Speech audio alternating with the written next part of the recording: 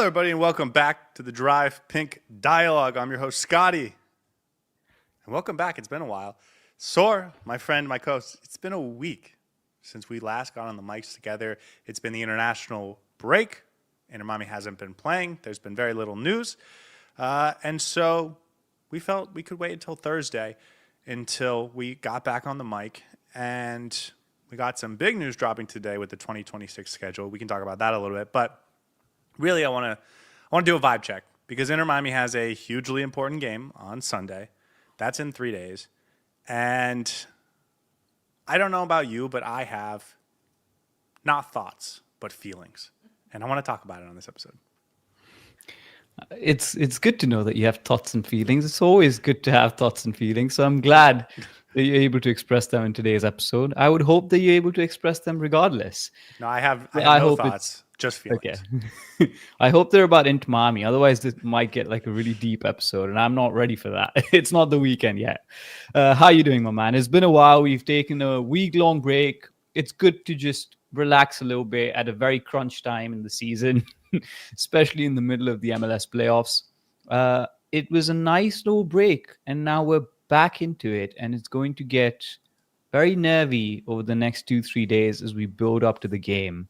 I know you've talked about it with me that you're getting nervous, and I think we can have this conversation in 30 seconds and just say we're all nervous. Next topic. I feel like I spent the entire season wanting to sort of nitpick at this team and talk about things that were going wrong and how to improve for the course of the season. Also, they could be right in this moment. And now they're here, and I am pushed all of that to the side, and I'm just in fan mode. I just want to enjoy the moment, play well. I'm not going to look at Matteo Silvetti's, goals per 90.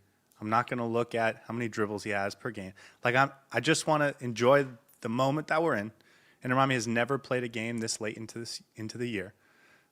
They have an opportunity to play in a huge game in 3 days, and I am just excited, nervous, but excited for the opportunity. And so I've gone from, we have to talk about this on the podcast. Let's figure out a way to talk about this in an intellectual way or whatever. It's just, I'm a fan, and I want to watch my team win a game on Sunday. You've actually raised a very good point, and I do want to unpack this for a little bit because this is a conversation that we don't have enough. It's a jeopardy of course, doing a podcast that you always have to be analytical, or at least we try to be as analytical, emotionless, rational in our assumptions, always having to think about what the best lineup would be, what the stats look like, how the Inter Miami team can get the best out of each player, what Javier Marchano needs to do before every game. And it almost becomes very mathematical, analytical, robotic. And I think it's not just the fact that we're doing a podcast, but in today's day and age with social media, everyone has so much information to digest. There's so much data available on how the team is playing, how everything is happening behind the scenes, what the advanced stats, as you love, are. And I miss the time where you would just bring the popcorn into your house, cook some popcorn with your buddies, sit on the couch and watch the game. You wouldn't know what the lineup would be before the game even kicked off. You would have no idea what everyone's thinking, what the odds of winning are. It's just sitting and watching a football game. And when you say it, I think watching it as a fan is an underrated aspect. Like, just sit and enjoy and absorb whatever happens. It doesn't matter if Messi has 50 touches in the game. It doesn't matter if Matteo Silvetti has 1 touch in the game. If that 1 touch leads to a goal, that's it. That's all I want, right? So we're at this point, and you said uncharted territories. It's almost a bonus now. Inter Miami's never gone this far in a playoff game, in a playoff run. We're playing a very difficult opposition, and all we can do is just sit and support our team, get behind the lads, and enjoy 90 minutes of football, and hopefully 90 minutes after that, and hopefully 90 minutes after that. But yeah, it's just sit and enjoy, right? Keyword on enjoy, I think. And that's not a complaint about what we do, because I think No, what we've gotten to be able to do is incredibly fun and exciting, and like I wouldn't trade it. But now it doesn't matter anymore, because they're going to go out there on Sunday, 11 starters, a couple guys off the bench, and they're either going to win and we get to be happy and celebrate, or they're not going to win. And in my brain, I'm going to turn the page to, okay, what do the roster decisions look like? What do you do about Javier Mascherano? So there's no more time or reason to criticize the 2020, not criticize, think analytically on the 2025 team, both positive and negative, because it is what it is. And now they just get to go out there and deliver, and we get to just watch and hope it goes our way. And so that is kind of a cool feeling that we haven't had in some time, and I am looking forward to it. Yeah, and as I said, like we get absorbed in so many things, and then around the team is just about 11 guys playing against 11 guys with a football. And it's the stupidest sport in the world, but it's the sport that we love and the sport that we enjoy watching. So hopefully, come Sunday, we can actually sit and enjoy it and watch our team win. Because at the end of the day, I think every single person, whether we agree or disagree with them and their lineup opinions, coach opinions, and all of that, everyone wants to win that game if you're an Inter Miami fan. So I'm going to be gunning for it. I'm going to be very excited, a little nervous as well, of course, but I think these players can do it. And I'm actually genuinely excited to see how we play against a very tough opposition, and if we actually match up to them, because it's been a long season, man, and it's been a difficult season. So a lot to unpack there, but at the end of the day, it's 90 minutes. The rest of the topics are about Luis Suarez and Matteo Salvetti, and I don't know if we should just skip that now, but no, I'm kidding. My first question is, how are you feeling about it? I as a fan, excited, but in terms of the actual game, my brain hasn't spent a ton of time trying to figure out how this is all going to work out because of what I just explained. But we also do the show, so we should at least talk about it a little bit. What are your initial thoughts for this game?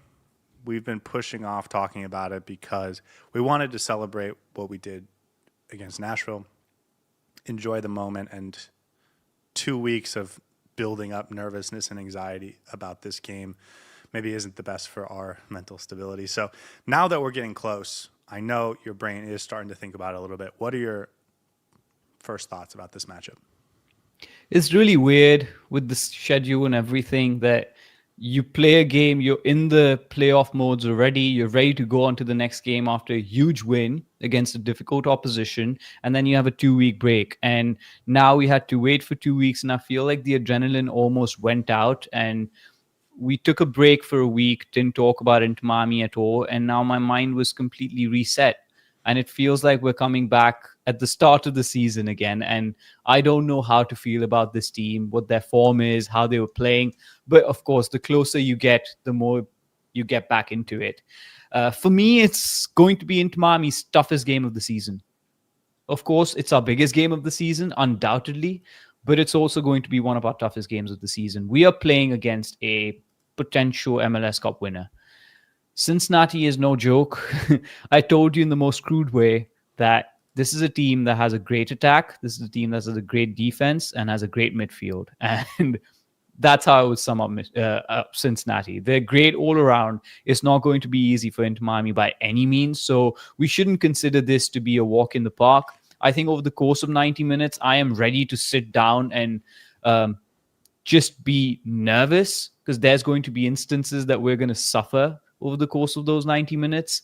Cincinnati's going to get chances. Inter Miami's going to get chances. And I hope it's a back and forth game. But I'm actually very excited to see that and experience that. Your team doesn't go to the playoff semifinals every single day. This moment and opportunity doesn't come every single day.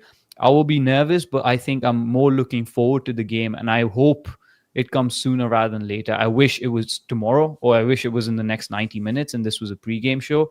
But I'm actually just ready now to sit down and watch it, because I think this team can pull it off. And if they don't, then that's fine. But I think there's a genuine chance that we win here. One of the things I hadn't noticed the last time we talked is that this game's on a Sunday. Yeah. Not a Saturday. It's Sunday at 5 o'clock in the afternoon Eastern time. It's not prime time. It's in Cincinnati, so it will be at least starting it in the light daytime. And there's a Cincinnati Bengals game in Cincinnati at 1 o'clock Eastern. So it does not feel to me like this is going to be the incredibly daunting atmosphere and environment that I was afraid of. And even if it's only 5% worse and it's still incredible, I think that is making me feel 5% better about this game. It's a Sunday, it's a daytime game, it's not prime time. And of course, Sunday evening, people aren't going to want to take their kids. People aren't going to, maybe they'll skip it because they have to go to work the next day. Like, there are reasons why the environment might not be quite as daunting as if it was Saturday at 8 p.m. That's making me feel 5% better. And I had not even realized that the last time we talked. And you'd be a fool to say that the atmosphere doesn't matter. TQL Stadium is brilliant. The atmosphere that they create, the fans, the noise, it all gets to you. In such a pressure game, that is definitely a factor that would be favoring Cincinnati. And you're right. There's a daytime difference between, well, no pun intended, but there's a daytime difference between playing in the day and playing at night. The atmosphere is going to be different. The feeling is going to be slightly different. I don't know how much it actually helps into Miami, but I hope it does slightly. I doubt it's going to affect the numbers of fans who attend. It's going to probably not affect the sound itself. But I do think playing at 5 p.m. is better than 8 p.m. And at this point, we might be grasping at straws. Totally. But it's whatever, right? It's whatever we can make of it. Because I don't want that to be the 12th man that gets Cincinnati over the line. Yeah, and if it's 5% better, that's 5% better. And Exactly. That makes me feel a lot better. That doesn't mean it will be bad at all.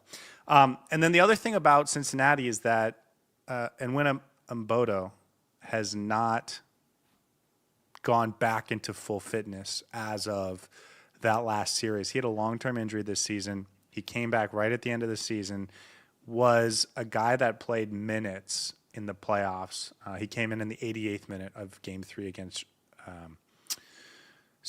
Columbus. So he's their best defensive midfielder. I think if he plays, he makes it much more difficult for guys like Lionel Messi to find the space they want in and around the box. He's healthy and available, right? He's played over the last couple of games, but it's been 5, 10, 15-minute cameos, not 90-minute game-changing type defensive midfield performances. He is, I think, the one injury question mark for Cincinnati that I am very nervous about. And if that's another one that goes our way in terms of he's ready to play 25 minutes but not start, like, I think that could also be a huge advantage. What about Miazga? Out. I think that's huge for Inter Miami, and it will probably play into it.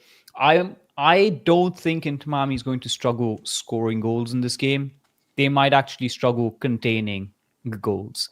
Cincinnati, for as good of a team they are, I think is very top heavy in terms of its talent, and Inter Miami should be able to break them down and score a goal or two, but I'm more worried about the offense of Inter Miami and the players that they have up there with Denki, who I don't believe played against Inter Miami in either of the two games, or maybe he played in one game but didn't play in the other. Evander, obviously, so they've got some solid players up top there.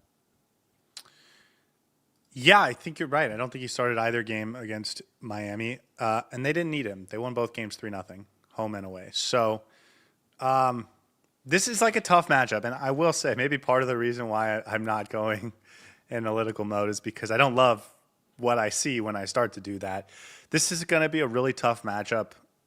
Cincinnati is athletic. They are good in transition. They are hyper confusing at the front line. They do a great job of making it difficult to keep your guy in front of you. And so for a young back line in Inter Miami with Noah Allen and Ian Frey and Busquets dropping in and out, and maybe there being some confusion on positional play, like it is like it's a real challenge against Cincinnati. But then it's going the other way that I think Inter Miami might have some advantages. You mentioned Matt Miazga.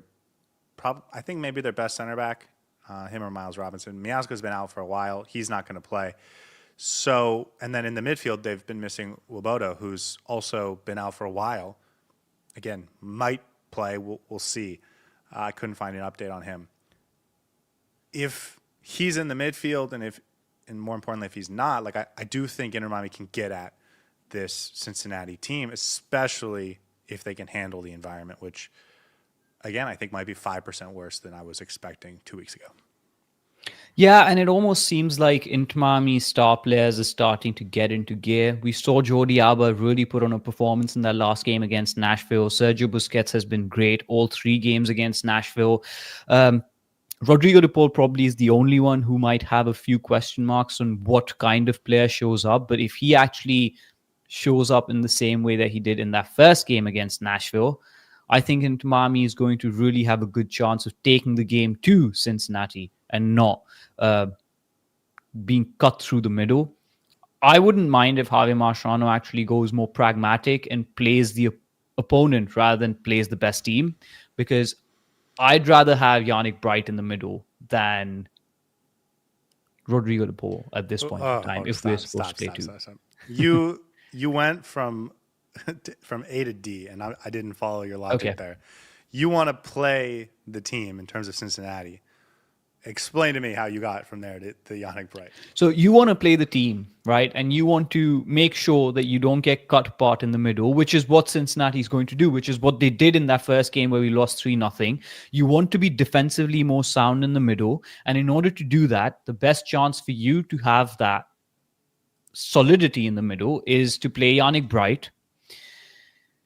If we're going to be playing a 2-man midfield, I think that in itself puts you in a bad situation against the Cincinnati team, who is very fluid up top, who can dominate the middle, who has some really good ball-playing players. But knowing that Javier Mascherano likes to stick with the 2-man midfield, I'd rather have Yannick Bright in the middle than Rodrigo de Paul. I don't think that's going to happen, obviously. But I won't be opposed to Javier Mascherano tinkering the lineup a little bit. As simple as that. Does that make sense? It makes sense. I just wanted you to explain it. Yeah, absolutely. By the way, I just said my head said we lost both games 3-0. We actually drew. Yeah, it was 0-0 in South Florida. But on the road, we lost 3-0. And then last year when we went there, we lost 6-1. Of course, that was without a lot of our best players, but clearly a tough environment. Way easier to play this team at home. In that 3-0 loss earlier this year, Yannick Bright came off the bench in the 86th minute. Benjamin Kramaski and Busquets were our starters in that game. As opposed to, I just wanted to look up who started the other game where it was 0-0. So if you'll entertain me for a second, it was Redondo in the middle and Sergio Busquets. So okay, so there's been an upgrade. I think home field advantage is a huge deal. I don't think the personnel is making that difference in the midfield. I don't know. I've actually felt like they've been too conservative when they've gone there. And I understand Cincinnati's great at ripping you up through the midfield, but you're not going to win if you don't score. Yeah, and I they've agree. also just prevented us from getting the ball to our best players pretty effectively. Mm-hmm. And one of the best ways for this Inter Miami team to score is to play high, win the ball high off some of their defensive players, off their goalkeeper, force him to make a mistake, and create really good opportunities for yourself. Cincinnati had 66 points this year. Like, if they were a bad team that did that a lot, they wouldn't have gotten 66 points. So we are in the point of the season where everyone's good and they don't make silly mistakes and they're fundamentally sound, and it is hard to win games, and it's harder to win games on the road and all of that stuff. So I understand all of that, but playing it too conservatively is, I think, what happened when we went there last time and we barely created a chance and we lost 3-0. So that is sitting with me pretty strongly. And I think that game was actually one of the catalysts that forced Mascherano to change things, that has really made us a lot better over the last couple months. But it's also the playoffs, and one goal can sink you. So I don't know.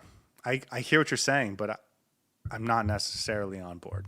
And I also feel like... Go ahead. I'll go after. I want to talk in your favor and against my point. So maybe that should add something to your argument there. I think you make a very good point that Inter Miami sitting back and being conservative is not going to help anyone because this team is not built to do that. This team is not built to absorb pressure and hit on the counter and keep the score to 0-0. So we can almost guarantee that Inter Miami is going to concede opportunities, if not a direct goal.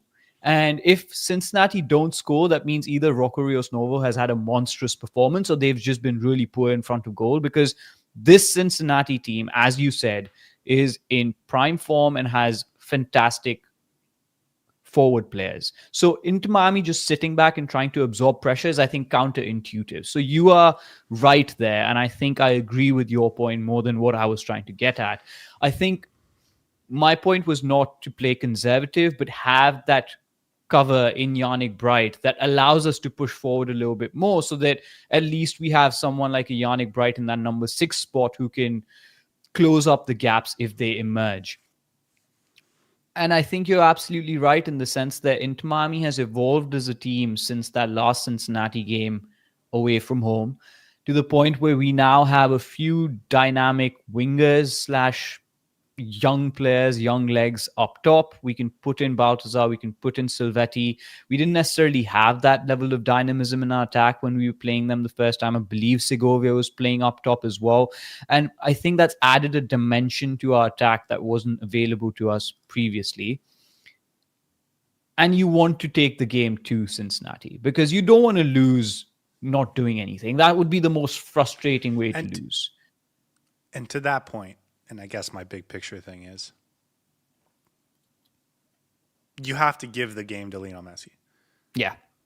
And if you give him 47 touches and 7 touches in the final third, like that's not giving him Good the enough. opportunity to win you the game. And so, and that's what this team is when they sit back. They sit back and then they ask Luis Suarez and Lionel Messi to carry the team forward or hit incredibly quickly in transition, and you end up having a lot of long balls that end up being turnovers. You can't press, which means you don't win any balls high up the field to create quick transition opportunities. Like, it's all the things we were talking about earlier in the season that were just so frustrating to watch. Yeah. But I get your instinct to also say, don't give up a goal in the first 6 minutes and put yourself behind the 8 ball. I get it. Here's really what tough. I would phrase it as. I would for sure take this team being completely defensive, parking the bus, and then winning the game 1-0. I would 100% take it if it was possible in some universe. It's a one-off game. It doesn't really matter what style of play you use. It's all about winning or losing here. So if they park the bus and if they win the game that way, I don't care. I'm happy. The thing is, I don't think they can do that. So you're right in saying that, yes, if we can hunker down, if we can protect our backline and our goal and win this 1-0, great, do that. But this Inter Miami team has struggled to do that, and I don't think we're built to do that. So in that case, you have to play to your strengths. And that's why I think there's this dilemma of, okay, we play conservatively.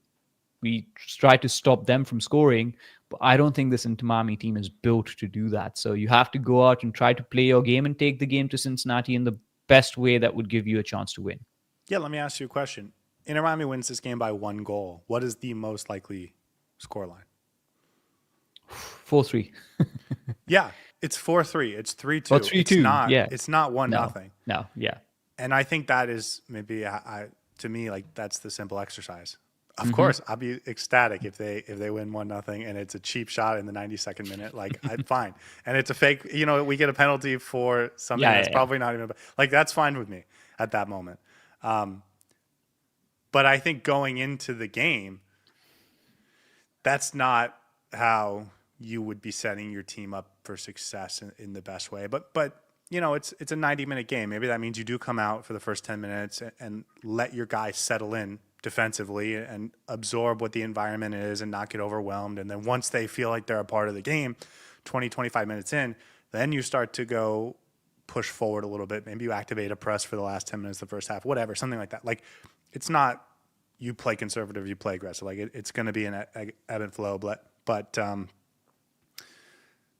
It's a tough one because there is no obvious answer. You can play to your strength or you can try and defend Cincinnati's strength. But these are two teams that don't have like huge weaknesses, and that's what the conference semifinal is and will always be. So that's what you get when you come here, right? And I'd rather go out in a blaze of glory than with a whimper. So if you have to throw the kitchen sink at them and win this game 3-2, I'd rather that way than anywhere else. But I think one other point that we need to consider is this is a one-off game. It's a done and dusted. So one moment could change the whole game in Inter Miami's favor, against Inter Miami, whatever. So Well, that's the other thing though, is if you play to score 3 or 4 goals, you can factor in giving up a goal and it not change yeah, your game plan. yeah. Whereas if you're planning to play to win 1-0, you give up bad moment, you have a silly penalty or whatever. Like all of a sudden you throw out everything because the game situation has totally changed from what you were expecting. So what we're saying is take the game to Cincy and beat their bums 5-0. What we're saying is play hard and take it easy, I think. Yep, that's the one. Let's talk about the international break. Well, we're going to go into a lot of detail on Cincinnati and Miami on Sunday in the pregame show, 1 hour before kickoff on YouTube. Join us. Advertisement. Lineup, I think we both think it's going to be what we saw in game 1 and game 2. Game 3, Suarez is suspended. Silvetti comes in for him. We switch formations a little bit, but I think it's going to be what we saw game 1 and game 2. Baltasar at left midfielder, left winger, hybrid. DePaul over Yannick Bright. Suarez, Messi up top. Tadeo Allende on the right. Ian Frey, Noah Allen, Maxi Falcone, Rocco. Like, are we on the same page there? Yeah, I think so. I don't think there's any need to change the lineup. This lineup did really well in the first game, not so well in the second game. And then, yes, with the exception of Suarez, I think it still worked out really well. I don't think there's going to be any changes in the lineup from the first 2 games against Nashville. Suarez fits straight back in, which means Silvetti has to come out, and that's that. It feels like that's that because he is Yeah. going to go back in. There's no real conversation to be had about Yannick Bright. Doesn't feel like there's a conversation to be had about Telasco Segovia. I know we had a conversation about him going into game 3, but it was only because of a specific tactical wrinkle that Javier Mascherano brought in game 2 that we thought he fit better, but we didn't see that in game 3, and I don't think we have any reason to expect it in in this game. So, like, I think this is a settled team. Javier Mascherano found his 11, which you've been asking for all year, and Yeah. we got Rocco Blackwell in goal. What more could you want? Let me throw a wrench at you. What about Baltazar versus Silvetti conversation? Because that's an interesting conversation to have. I don't think Baltazar has done enough in the last few games to stake a claim to that position. I think Silvetti has shown some really promising signs. Would you, after the game that Silvetti had, which I thought was very good, would you play him over Baltazar maybe and consider that as a potential option that Javi Mascherano utilizes? Or do you think he sticks with Baltazar and uses Silvetti as a bench option? Because I think there's a genuine conversation there. I don't think it's a conversation in Javier Mascherano's mind. I think he's going to start Baltasar Rodriguez. I'm with you, man. I would be considering that. I would see how they play in practice. I would be considering him over Allende. Yeah. And, lots of moving pieces that we would consider. But I think he's going to go with Baltasar. That's his guy. Yeah, that's fair. And again, we asked for a settled 11, and we've got that over the last few games. So there's no need to change it in a game that's do or die for this Inter Miami team. And this is the lineup he's choreographed for like 6 or 7 weeks. We saw Telasco lose his spot to Baltasar. We saw them go to a midfield pivot with DePaul and Busquets that doesn't include Yannick Bright. Like, he's, aside from the Rocco and Ustari change, like, he's choreographed this as his chosen 11 for like the better part, almost 2 months now. So, like, I think these are the guys he thinks are going to help him win games. I don't know if there's anything about Cincinnati that is going to be so powerful it changes his mind. I agree with you. It would be nice to have Yannick Bright in the midfield, but I will also remind you, last year we talked to him and we thought he shut down Hani Mukhtar against Nashville, and 2 weeks later we thought he was going to do the same thing at Cincinnati, and we lost by 6 goals. So, like, it's not a place where he has a ton of fantastic memories either, and so I don't know. I don't think there's. I think we have our 11. I think that's what it And is. I think it's not just the 11. It's also, you mentioned choreography from Javi Mascherano. I really like that word because it almost feels like even with his substitutes, he has an understanding of how he wants to use every single one of them. Telasco Segovia has been coming in at a certain point in the game when we need more control, and he's added that dimension in the midfield.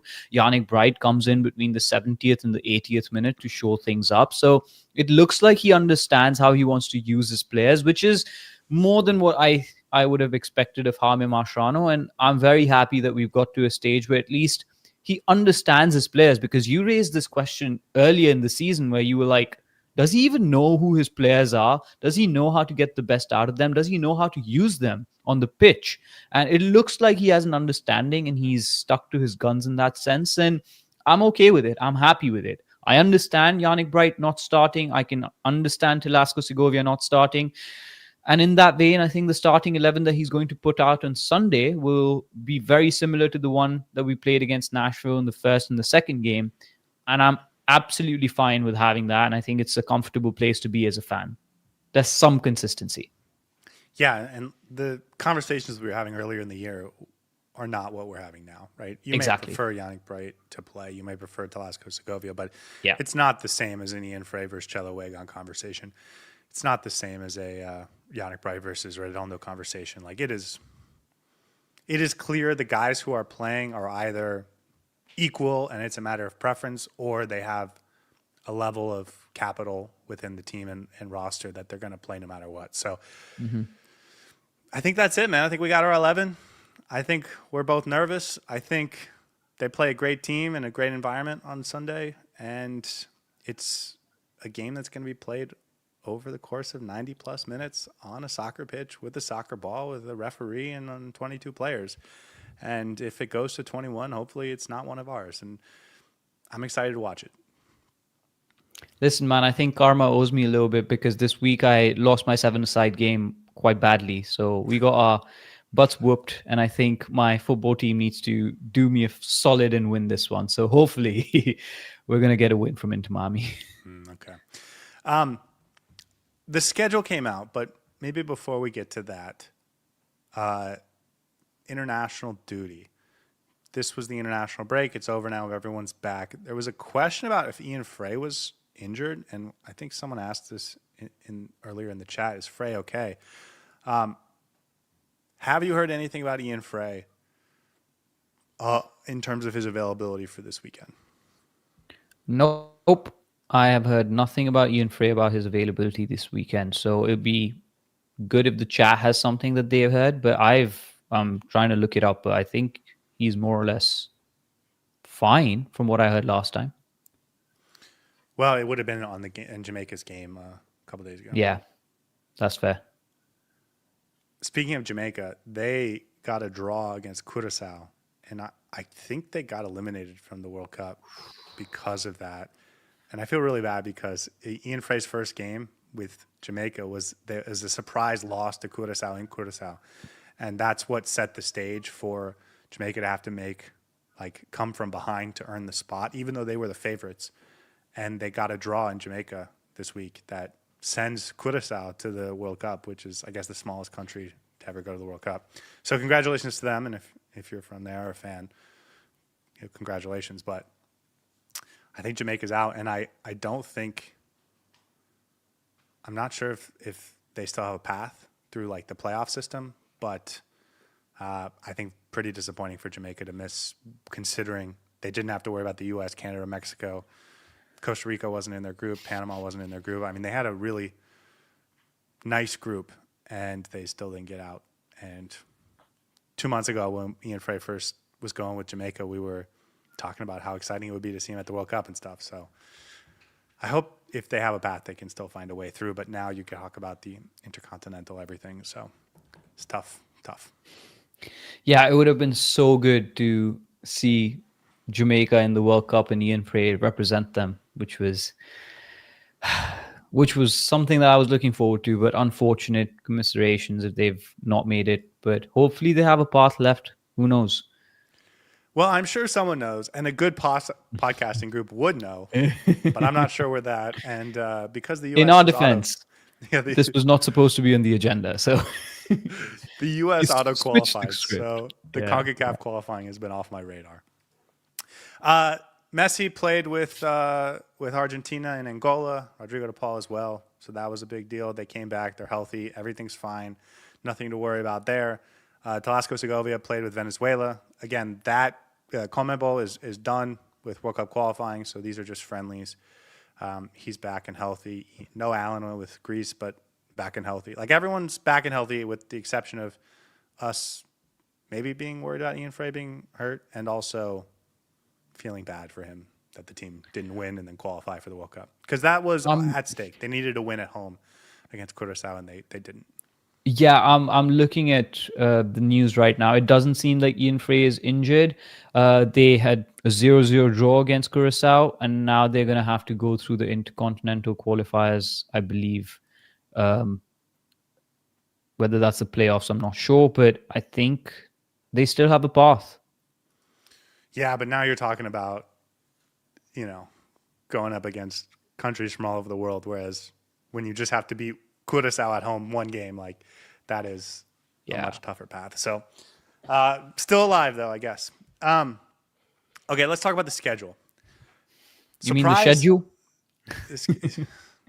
Surprise announcement today. The schedule came out for 2026, the MLS schedule. I went back and looked. It came out last year on December 20th, which is still a month away. And it has typically come out in that period right before Christmas where they do the MLS Super Draft, they release the schedule, they do the weird free agent things. Like a lot of MLS things happen all within like a 3 or 4 day period, including the schedule release. So this was not on my radar today, and yet here we are talking about it.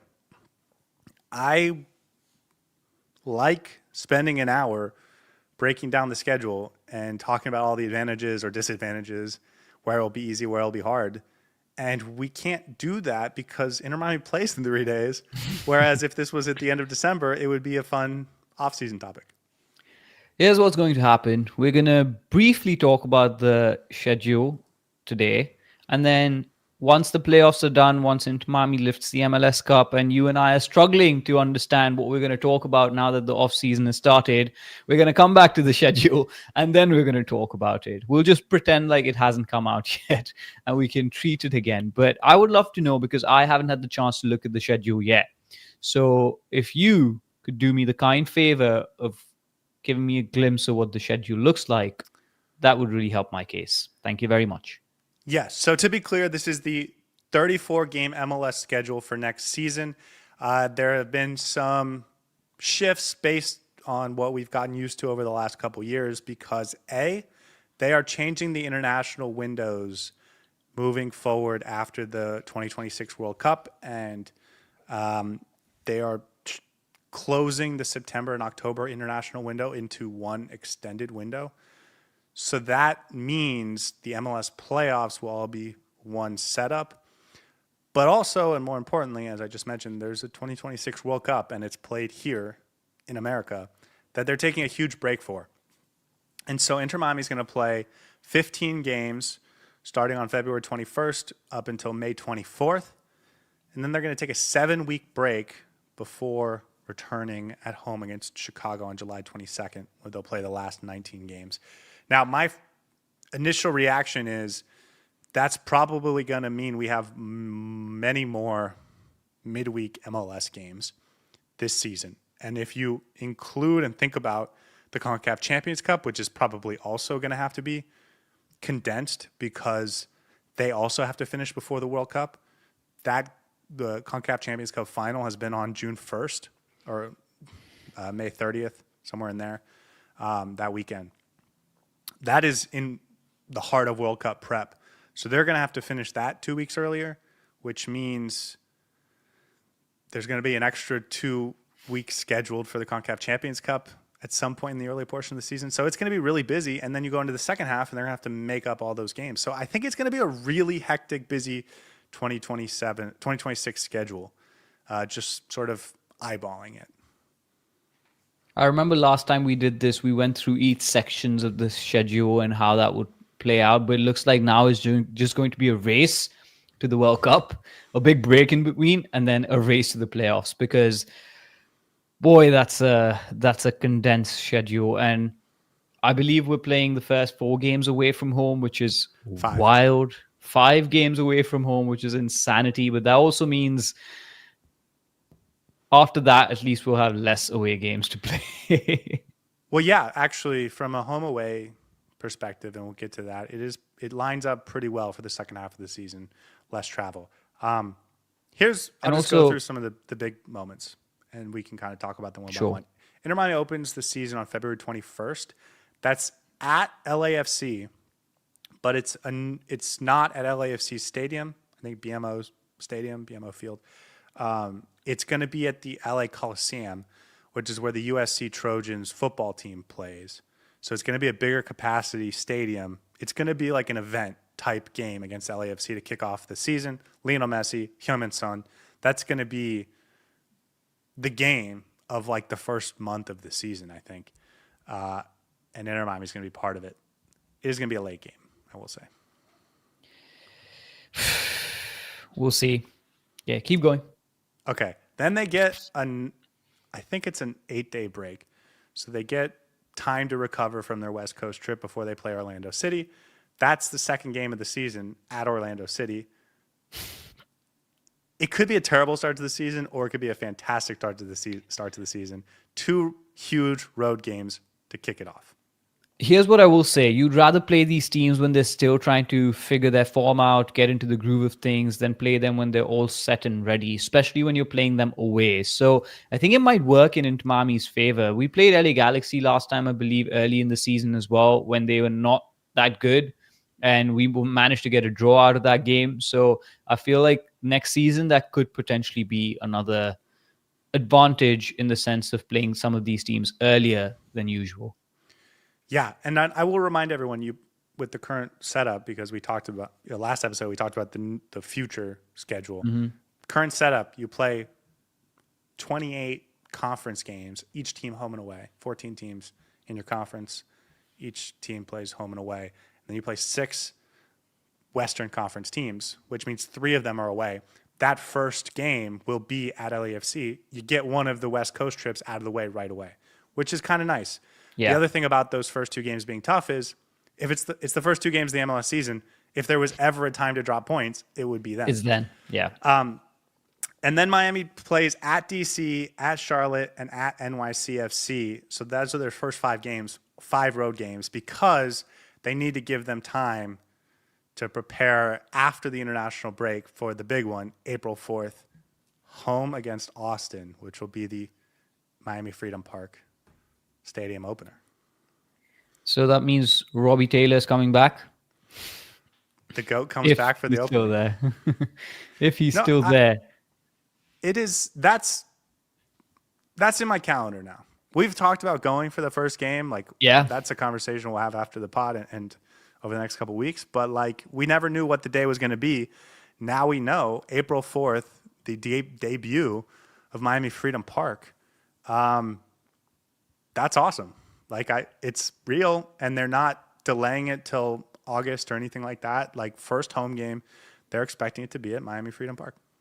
And I'll be honest, I think that's why they've had 5 away games at the start, because they think it's the best for playing that first home game. We'll be ready with the new stadium and everything. That, I think, for me, is the start of the season. Honestly, if I think about it, the first 5 games, as many points we can get as possible, that's great. But the season starts at Miami Freedom Park. That's going to be phenomenal. The atmosphere is going to be great. It's going to be a celebration. And I hope it's a fun celebration, because if Inter Miami wins the MLS Cup, that's where we'll get to celebrate for the first time next season at our own home ground, at our new home ground. And it's going to be fantastic. Yeah, I should say, April 4th means there'll be multiple rounds of the CONCACAF Champions Cup before then. Already. Yeah. So I would imagine they'll play it by year to see when the stadium's ready. But I would imagine it's most likely that home games in the CONCACAF Champions Cup will still be at Chase Chase Stadium. Yeah. In That's Fort fair. Lauderdale, which is fine, which means there's still games to be played at Chase Stadium. And I think that possibly, we'll see how the construction goes. Maybe they'll realize a couple, whenever the games are announced that they'll be done in time. I don't know. But I would imagine there's at least a couple games left at Chase Stadium, at least one game left for the CONCACAF Champions Cup. Okay, they play Austin, home opener. They play again at home against the Red Bulls the next week.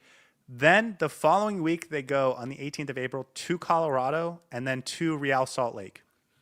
So they get both of the Western Conference games in one trip, and then they're done going west for the whole year. That's it. First 9 games of the season, they've taken 2 road Western Conference trips, and they're done going west for the whole season, which is kind of nice, I think, especially to get 2 of them in one trip. And I think it's going to be really good for the second half of the season when we're going into the run-in. If we need to win points, I think it's going to be a good schedule if you get the early Western Conference games away and done, and then you can focus in your own conference. And I think this is a positive, even though we have to wait 5 games before we actually get to play at home. Yeah. And then to get the road trip, the Western Conference road trips out of the way early, I like that too. Moving forward a couple of weeks, May 17th, they play the Portland Timbers. That's their first Western Conference home game against the Western Conference team. Phil Neville comes back to Chase Stadium for the first time since he got the Portland job. And then May 24th, which is a week after that, is the last game before the 7-week World Cup break. They'll have played 15 games at this point in the MLS, so it's less than half the season. And then there's an extended break between then and when Inter Miami will take up, hopefully celebrating the U.S. as the World Cup champions on July 22nd. If that happens, I don't even want to say what I'll do, but I doubt that's going to happen. Anyways, I think that 7-week break is going to be fun. And I wouldn't actually mind jumping on the podcast just to discuss the World Cup and do things in and around the World Cup, because obviously everyone's going to be in celebratory mood. It's going to be the summer. We're going to be enjoying international football, and I love World Cup season, and it's going to be fantastic. So this puts me in a good mood. I'm glad we did this podcast today because now I'm thinking to that.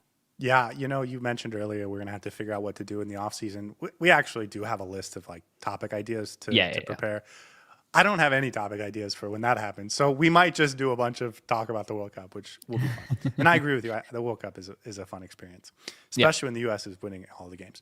And then after the World Cup, you come back. Then they're back into the home stretch. But again, they've gotten a lot of their road games out of the way. 19 games after the World Cup. I think 11 of them are at home compared to 8 away. So they will have a ton of home games.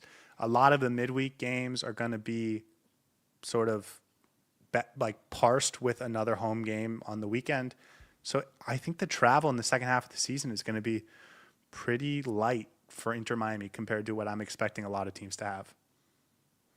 And I think that's really positive because we saw this season, you kind of suffer in the second half of the season because teams get better. It's harder to play away from home. So especially when it's crunch games and Inter Miami might need points to get to whatever goal that they're planning to get to, I think playing more home games is obviously going to be in our favor. So I don't actually mind the schedule the more you think about it, front-loading some of the away games in the first half and then having more home games in the second half. That I think is another big positive of this. Yeah, it will just depend on how it affects the CONCACAF Champions Cup run. If it's draining us for that, then it will be awful. And if not, then I do like it just from the MLS perspective. Couple individually interesting games. August 15th and September 12th are away and home games against Nashville. So we don't have to think about Nashville until August, which is amazing. Thank God. Thank you for the schedulers for making that happen. September 5th, we play Atlanta United at home, which is the home of Tata Martino. That'll be Inter Miami's first game against Atlanta. He comes back to Chase State or to Miami Freedom Park, I guess. Will that be an interesting storyline, or will that be kind of nothing? I think Atlanta is going to be a good team next year. So that's definitely going to be yeah, that's going to be a that's going to be a big one. Even if Atlanta is languishing at the bottom of the table, Tata Martino coming back is still a big deal. I think should be fun. We'll make a spicy affair out of it. Don't worry. It's weird because when we in 10 years we won't think of Tata Martino as this fundamental coach in Inter Miami's history because he was only here for a year and a half. But we've only been a club for 6 years, so it Yeah, is, and he was the coach that won us everything we've won. So it is like exactly. at this moment still dramatic. But I think by MLS standards, a lot of people won't think it's that big of a deal. But I think maybe we will. I think it's an interesting point. Storyline, especially Yeah, depending on the form of the two teams and whether they're competing for the same position or yeah. both competing for the supporter shield. It's going to be fun. September 20th, we play San Diego FC comes to Miami Freedom Park. So that'll be our First first time. time playing San Diego. I'm glad they are on the schedule this year. I Yeah, was yeah. pretty disappointed they weren't on the schedule this past year, and I'm looking forward to that game. Oh, we And got then some good, fun Western Conference teams coming in this year as well. We've got, of course, Austin's coming in, LAFC's again, San Diego, Portland Timber. Like, that's some fun new teams to dig into again because we haven't played them in a long while. So it's always nice when you switch it up with some of these teams. yes, and then the drag is the next day. So September 20th, they play San Diego FC. The next day, the extended international window starts, which is the new multi-week international window they're switching to after the World Cup. And Inter Miami plays Columbus that weekend. So Inter Miami is going to play a game, and it's going to be against Columbus during the international break next year. I would imagine Messi's actually going to be here for that I think because so.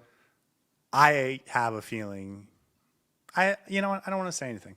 I think there's a chance that the World Cup is Messi's finale as an Argentina player, or at least that he'll want to take a break for that.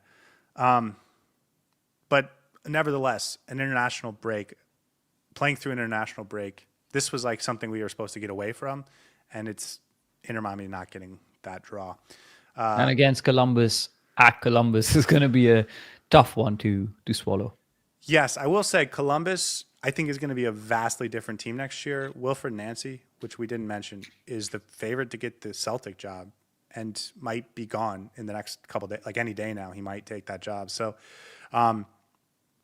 they might have a totally different look. Darlington Nagbe retired. Yeah. Max Arfston might get sold to Europe this winter. So, like, I'm not sure what Cincinnati is going to be if Wilfred Nancy goes, but competitive, I'm sure, because they've got some good players on that team. Daniel Gazdag and Wesu Abu Ali, who we saw for Al We're Ali, intimately familiar with, yes. but we have not gotten a chance to see him with Columbus Yeah, yet. no. So that'll be an interesting one. And then we play Atlanta on the road on the 17th of October. No international break during the playoffs next year, which is nice. And I guess that's my final point. And then we're ending with Cincinnati on the 28th as well. We've got New England and Charlotte, I believe, last game. Yeah. Yeah, Charlotte last game. That schedule is such that right now it looks good, but when it starts to play out and the CONCACAF Champions Cup gets fit in, the World Cup break happens, I think we're going to see how it actually plays in our favor or against us and what we actually feel about it. But on first glance, I think it's fine. I understand why we have 5 games away from home at the start to make sure the first MLS game is the game at Miami Freedom Park. And then I think it gives us a little bit of benefit playing all the Western Conference teams early in the season away from home. And then have a lot of our home games in the second half as well. So overall, there's some positives, a few question marks, but we'll see how that plays out. And I'm not too fussed about this schedule. I think it's fine. Inter Miami should be in a good position, hopefully, next year. Well, like we said, in the off-season project, we're going to go look at where the CONCACAF Champions Cup fits into this.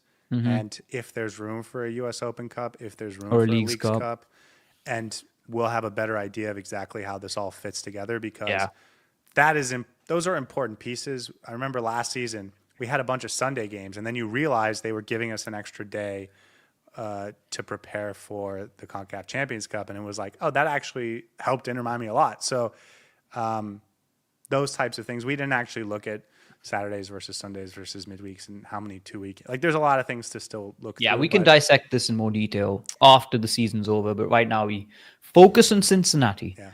We focus on beating them. I do think that's appropriate too.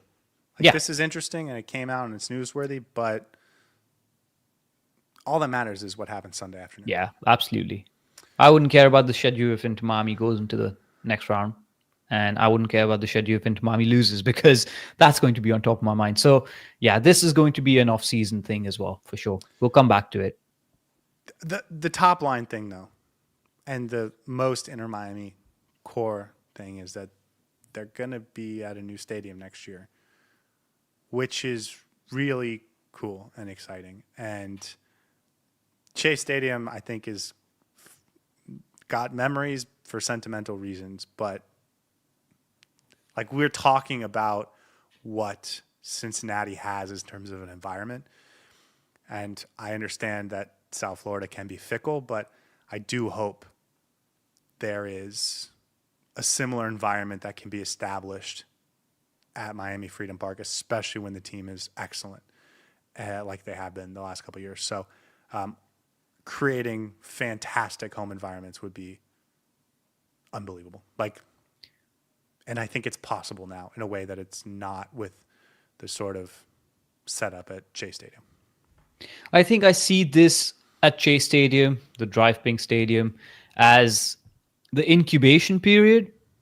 And I think after this, we're now moving into our Coliseum. That's going to define Inter Miami's legacy for the next foreseeable future. And I think it's appropriate that if we end the season on a high and we move into the new stadium, it's going to be a new chapter altogether. Messi coming in was one chapter. I think it's time to close the chapter in Chase Stadium and move into a new home. And I think that's part of Inter Miami's identity. That's the 12th man. And that can really make or break a team. And I'm glad that we have a massive, new, lovely stadium to go to next season. You know, our last episode, we talked about the schedule change coming in 2027. And we talked about how if it's a precursor for trying to go challenge the Premier League over the next 15 years, fine. But also, if that ends up being what this is, then I'm not sure Miami Freedom Park is going to be more than a 15, 20-year stadium. Because if there is a world where they're trying to be the best league in the world or competing to be the best league in the world, you're going to need 50, 60,000 seat stadiums. So interesting. Tunde says in the chat, how many games will be at Miami Freedom Park before Miami Freedom Park opens? Our expectation is that the first game of the CONCACAF Champions Cup is going to be at Chase Stadium, Drive Pink Stadium in Fort Lauderdale, and that if they continue to advance, they will see where building Inter Miami end up, yeah. But that's our expectation for now. Exciting times. We're playing in the conference semifinal in 3 days. Something we've never done before. I'm not even going to be in the country, but I will be watching the game and I will be on the podcast, and it's going to be fantastic. And Inter Miami's going to win, and we're going to go on to the conference finals, and then we're going to go on to the MLS Cup finals, and then we're going to win it all. And that's how it's going to happen. 3 more games, baby. I think it's important sometimes to just stop and appreciate the good things that are happening. And I think this is like a good moment, positive moment. And I'm happy right now, and I'm excited for Sunday afternoon.